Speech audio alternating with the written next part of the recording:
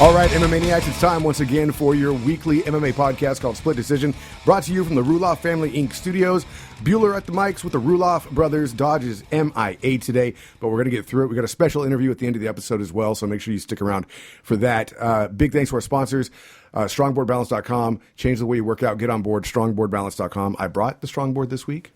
So I'll take it, and I will get it to a gym. Get it to a gym. Don't give it to Dodge. I've never seen any pictures from the gym it was at. Yeah, I know. It was really, really bad promotion. Yeah. Oh, yeah, we used it. It's a horrible promotion. they used it. They just didn't take any pictures. Did they bend it? As a shot. No, it's all good. It's all good? Dusty. Dusty? Oh. I know they use it. Okay. I know they used it. All but right. yeah, no, I brought that. Strongboardbalance.com. Make sure you get in on their Instagram. Try to win one for yourself.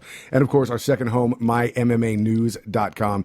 Check them out. You'll find breaking news. Since we do this once a week, if you want to keep up on the latest and greatest, mymmanews.com. And a big thanks to all of you who voted. We are now an award-winning podcast. We are the fan favorite podcast of 2015, according to FightBookMMA.com. Woo! So it's pretty exciting. Yeah, we got to thank Strongboard for sponsoring us. I mean, Absolutely. They went out and they backed us. That's ballsy. Pays off. Paid off. Sometimes betting on the underdog That's right. was the way to go. Just too, yeah. We won't make no money off it, but it was a good bet. Yeah, you can find us on Spreaker, Stitcher, and SoundCloud, also iHeartRadio.com. Subscribe on iTunes or go to our website, which is splitdecisionmma.com. Pretty much anywhere you can find MMA podcasts at this point. We're popping up everywhere. You can find us. So just look for Split Decision MMA podcast. We're like boners at a strip club. Seriously, just popping up awkward moments. So tonight, it looks like we have World Series of Fighting 27, which is going down from Memphis. And apparently this is something that you should definitely look into watching, from what I'm reading. There are 5 reasons to watch. 5 reasons. Let's get into them. 5 reasons to watch. Number 1 is looking to impress. Firmino is 18-6, has been fighting professionally since 2000. During that time, he's competed for Pride, Shudo, M1, and Dream. And Firmo's past 2 fights have been with WSOF. He's defeated former UFC fighters Jacob Volkman and Tyson Griffin. And he is hoping to land another win tonight. So he is going to be throwing it all out there, apparently doing really well. You also have a dude named Holder who wasn't supposed to fight former UFC fighter Silva at World Series of Fighting 19, but Matt Hamill fell ill before the event, and that's when Holder got the call to jump in. He accepted the offer despite the fact he was coming off a 595-day layoff. Man. The result was a knockout win. Yeah. The drama. He was out as long as Cruz was. And right? I think Cruz is out way longer. Was he? Yeah, Cruz is out for almost 3 years. Oh, shit. Yeah. So he wants to prove it wasn't a fluke. Then you got the 9-0 Gamzatov. I'm going to go with Gazmatov. This one. Yeah. And his opponents in those fights were 21 and 44 combined totals in those 9 fights. So his opponents all had a losing record. Yeah, so he was fighting at the canned food store. Right, pretty much. Pretty much. So tonight, he's going against an opponent with a better record. So hopefully they're going to find out what's really up with this guy, if he is going to. So that translated to 1 and 3? What was it? 11? Or wait, 21 and 44? It's 2 and 4. 2 and 4. 2 All and right. 2 and 4, which would be 1 and 2. 1 and 2. we know fractions. Fuck off. Fuck off, fractions. Look, Dodge isn't here. I didn't proofread any of this shit. We'll help you with the geography. So. Yeah, we're good. I'm gonna need that too. You got 4 unbeaten fighters that are fighting tonight at World Series of Fighting 27. Gazmatov, whatever. I'm mispronouncing that. He's 9-0. Jaleel Willis is 5-0. Chauncey Foxworth is 1-0. And then Bryce Mitchell are 4-0. All 4 are fighting on the main card. So see if these guys can remain undefeated. That's only 4 of the 5 reasons. I'm not even going to get to the other one because I don't fully understand it. And then we can't stand things that we don't understand. Hate things that I don't understand. Yeah. New fight announced for UFC 197. It is going to be a rematch with Tony Ferguson up against Michael Johnson. It's going to be a good fight. Yeah, I think it's exciting. It's very exciting. You got Ferguson, who's 20-3. He's 10-1 in the UFC. He's going up against Michael Johnson, who's 16-10, 8-6 in the UFC. Not exciting records there, but it is a rematch of their previous fight, and it could be good. Yeah, I think it will be good. This is the UFC 197 is now Jim Miller versus Diego Sanchez, Darren Elkins versus Chaz Skelly, also Corey Anderson and Tom Lawler, Eric Silva and Nordine Talib, Tony Ferguson and Michael Johnson, who we just mentioned. And then, of course, your 2 championship fights that are going to be crazy. Holly Holm versus Miesha Tate for the women's bantamweight, and then Rafael Dos Anjos versus Conor McGregor. This is actually for the lightweight title. This isn't just an explorer fight or whatever you want to call it, not a super fight. This is for the belt. Right. We talked about this briefly. Now it comes the promo wagon, I guess, having a hard time promoting the Miesha Tate Holly Holm fight because they're on a world tour together and they're best friends. There's no hate. Really? Yeah, they're like they That might should be your new name. No Hate Tate. No Hate Tate. They're Yeah, like but it's still going to be a good fight, though. yeah, but it's hard to hype it. Yeah. It's hard to hype it without I don't know. the We trash kind of. I know we're going to recap it later, but we kind of seen that fight too this weekend between Hapa and Mitrione. I mean, everybody knows they're kind of buddies outside of the ring. Yeah. It was business. It was a business weird. in It was a there. weird fight to watch. But like you got Holly Holm and Miesha Tate that are Instagramming their antics together. I mean, they might as well just be like wrapping ice cream cones around each other's arms. Did you see Miesha eating. Tate wearing those like '70s pants and her butt's like a little heart? I missed that one. I'll have to go back to You Instagram. have to Thank look at you. it. They're like doing a little standoff, and then like I had a little standoff. It was- Were you saluting the fighters? I Sir? was like, I'm into it. And he's into it. We both really want to see this. We want to fight. see it. It was those high waist, like oh, Will you stop sexualizing fighters? I'm just saying. You stop it. I'm, hey, and when Dos Anjos got up there, Of course. Speaking of which, when Dos Anjos and Conor McGregor had their stare out, Dos Anjos was pretty calm, chill, whatever. Conor was in his face like he typically is. Oh, yeah. But there's some questions about how Conor McGregor was acting during the presser. Like, there's some gifs of him out there being very, very Chuck Liddell twitchy. yeah. Yeah. Oh, I don't start insinuating. Oh, I'm not. I'm just saying that the internet's already jumping to Right. conclusions, and I mean, he's already kind of an uppity guy. Right. He seems like the kind of guy who's got a lot of not nervous energy, but a lot of just pent up Right. energy from everything that he does. It's hard for him to sit still. Seems very fidgety. But he still said stupid shit like I'm a god and the gods recognize gods. He did also come back. I don't know if we covered this last week or not. Did we? The real response to Oh yeah, we covered that. Mayweather, yeah. So interesting way to build up this fight. We'll see what happens. What's going to go down, of course, at UFC 197. But the card is looking. It's pretty well. His answer about Nate calling him out, I thought that was really good. He didn't get mouthy about it, and he said, when Nate came back at first, he was kind of sloppy, and then he went in, he tightened it up. In his last fight, he did what he needed to do. But then he wasn't talking shit. But then he goes, but make no doubt about it, I'm going to run through them all. Every single one of them. Right. And I don't know if you heard this week, too, he's talking about making a run for welterweight, too.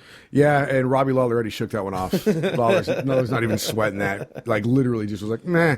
Yeah. Whatever, little man. Tis okay. Because Robbie Lawler comes in huge anyway. Right. We're looking at a pretty damn big weight difference there, especially if Conor was walking around at 174, and he could fight at 155 and 145, great.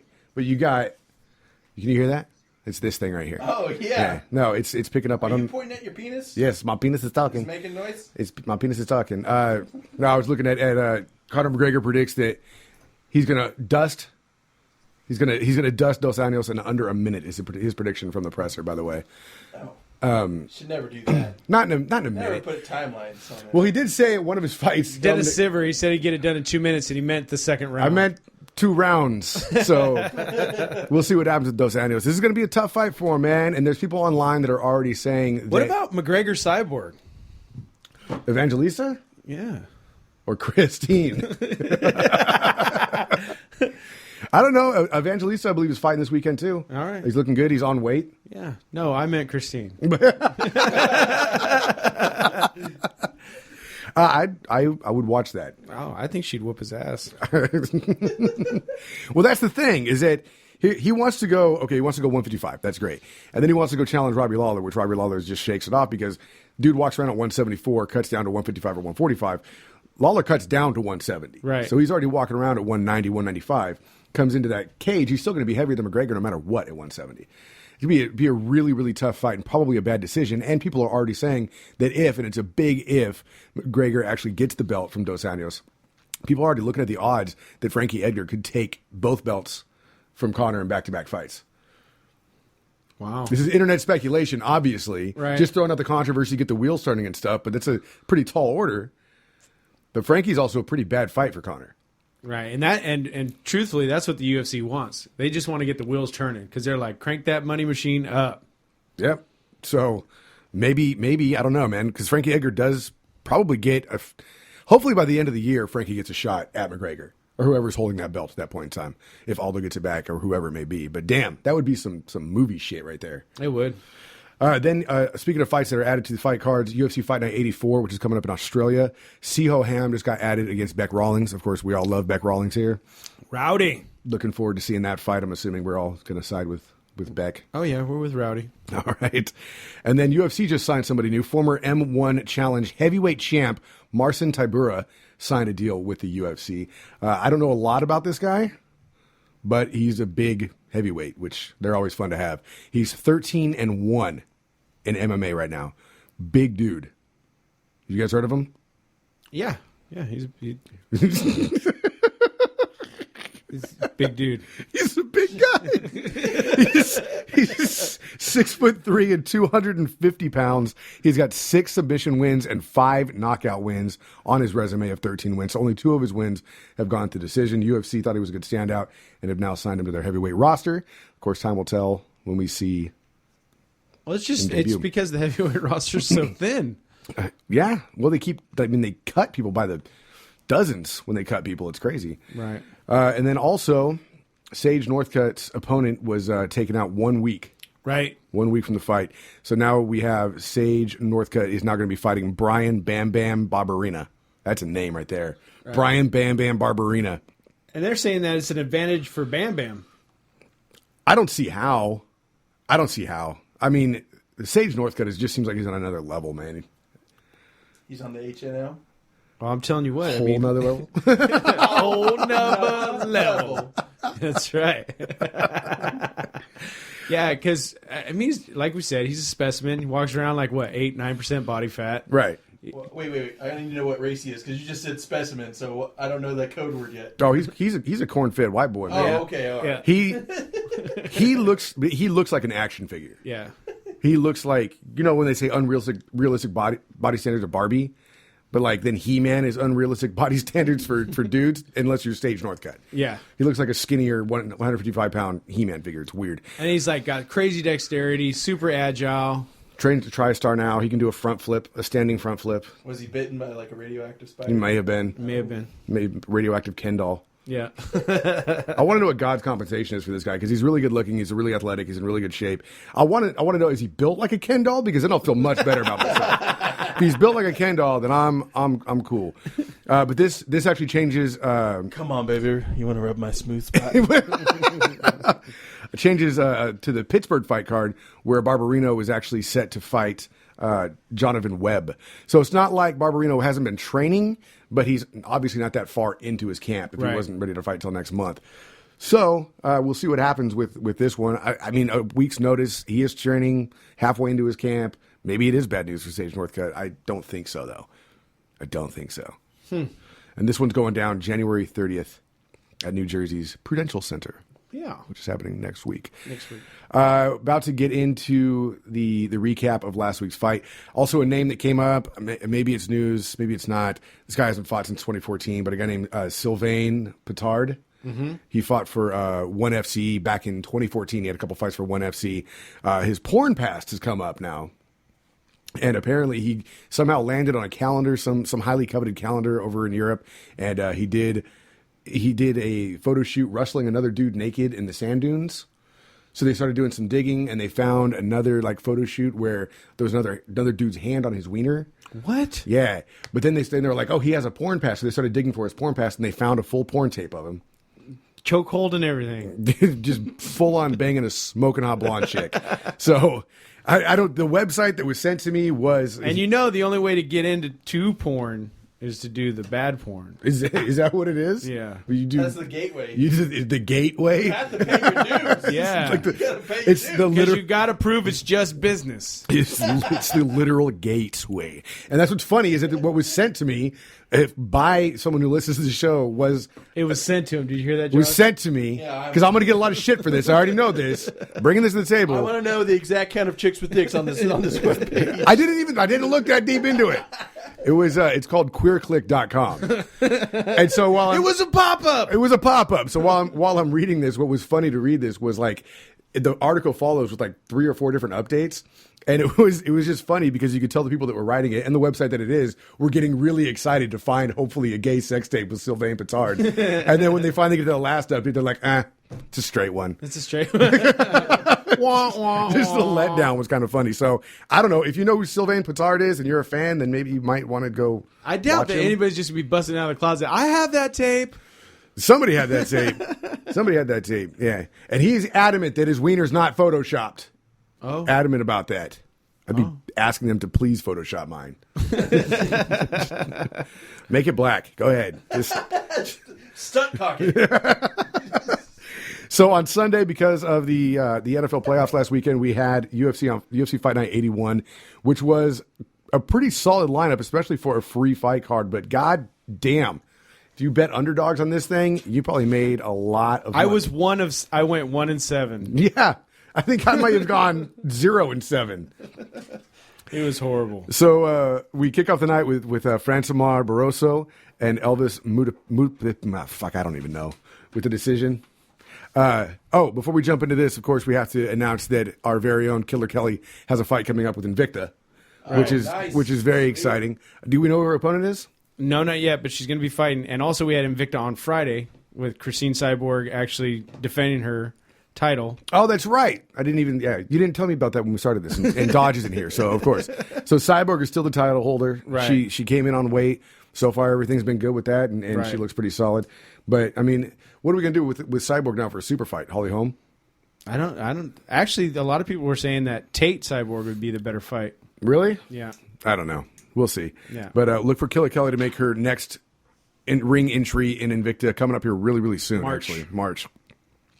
So your first fight was a decision, then Rob Font up against Joey Gomez. This was a knockout in the second round. This is all on Fight Pass, by the way. Charles Rosa up against Kyle Bochniak. This was a decision. Then you also had Ilir Latifi up against Sean O'Connell. This was a first round, 30-second KO. Did you guys see that one?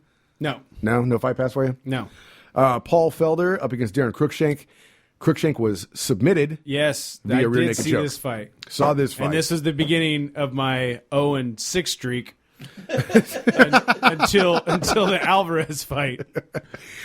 Luke Sanders went up against Maximo Blanco. This was a rear naked choke to kick off your night on the Fox Sports 1 preliminary Again, card. I took Blanco. Stop doing that. I know. Chris Wade up against Mehdi Baghdad, rear naked choke. Guess who I took? Baghdad? Yeah. Never take Baghdad, man. And in the biggest shocker of the night at this point in time, Ed Herman coming in at 205, which he's never fought at before, making his debut. Plus, he hasn't fought in a while. Right. Up against the blue-collar brawler, the journeyman Tim Boach. Gets a TKO with a knee followed up by some punches in the second round. Yeah. And you know who I took on that. Of course, we all took Boach on that one. And we all took Big Ben Saunders up against Patrick Cote. It was horrible. Cote gets a win with the TKO in the second round over Big Ben. Yeah. Which I don't know what that means for Herman and Cote, who really the relevancy of these guys in MMA was diminishing, and now all of a sudden they take out two guys who weren't diminishing. I don't know. I took Saunders. Francisco Trinaldo gets a decision win over Ross Pearson. Pretty good fight.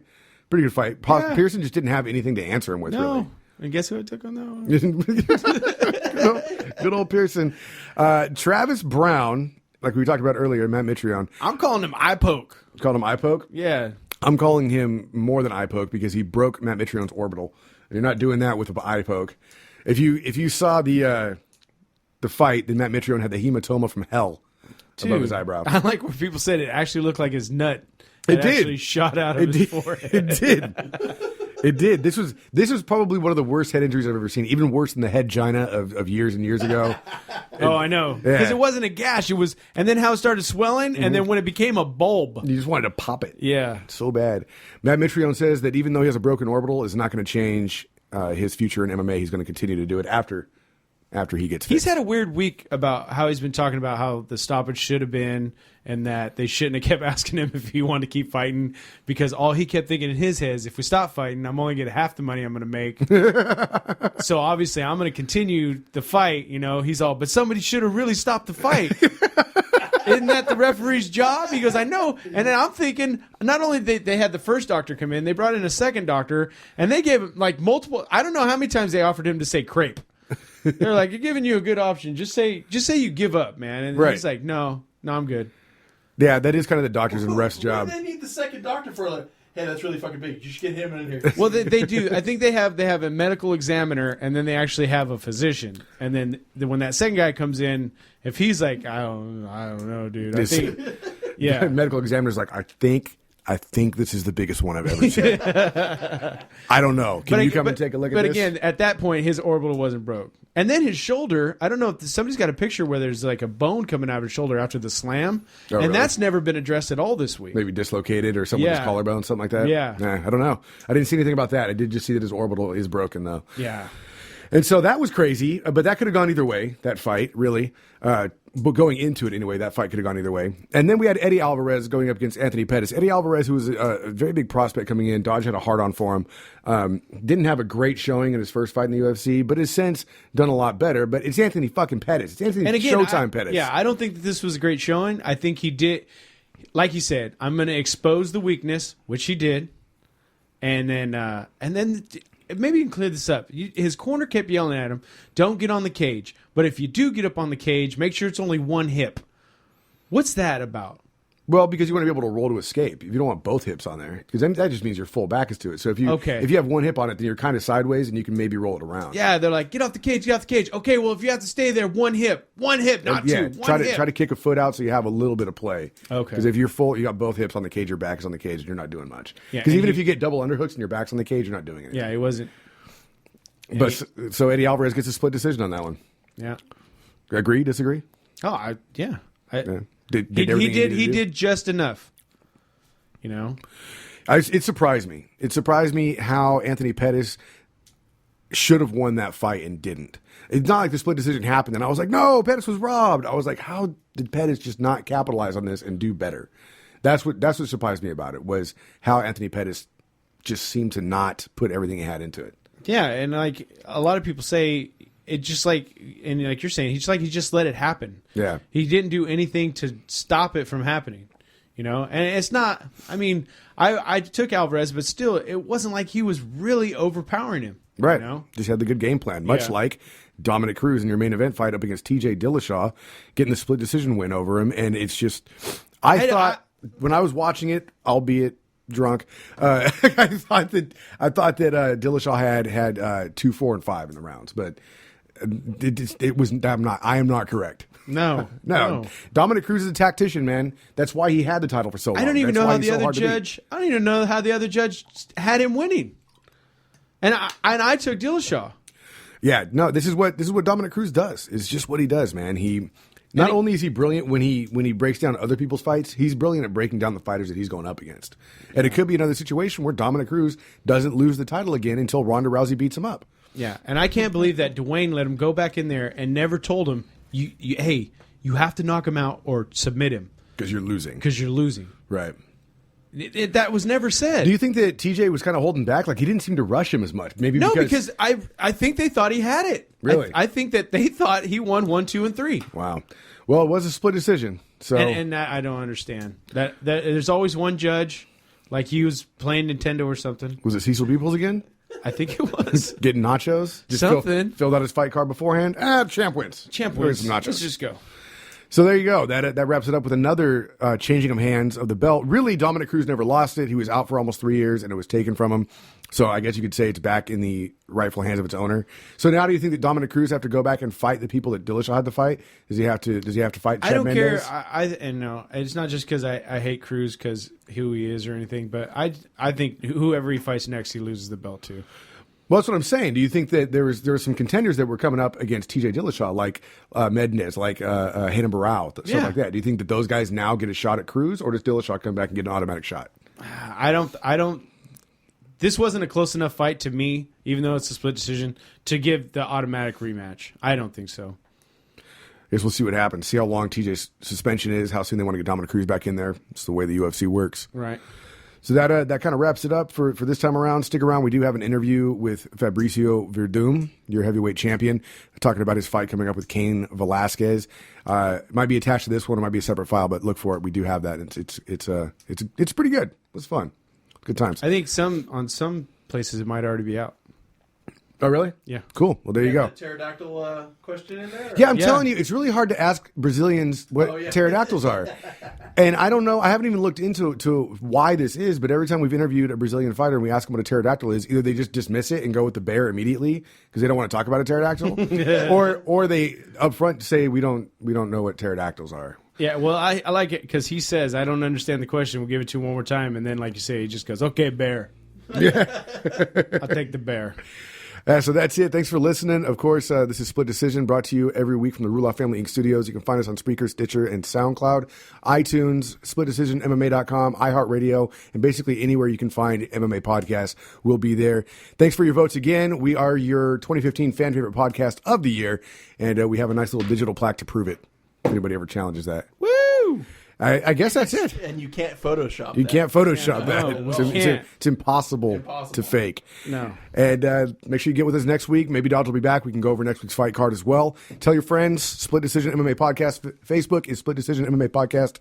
Also on Twitter and Instagram, SD_MMA. Big thanks to StrongBoardBalance.com as well as MyMMAnews.com. And I think we covered all the bases. Yep. So from the Rule Off Family Inc. studios, have a good night. We'll see you at the fights.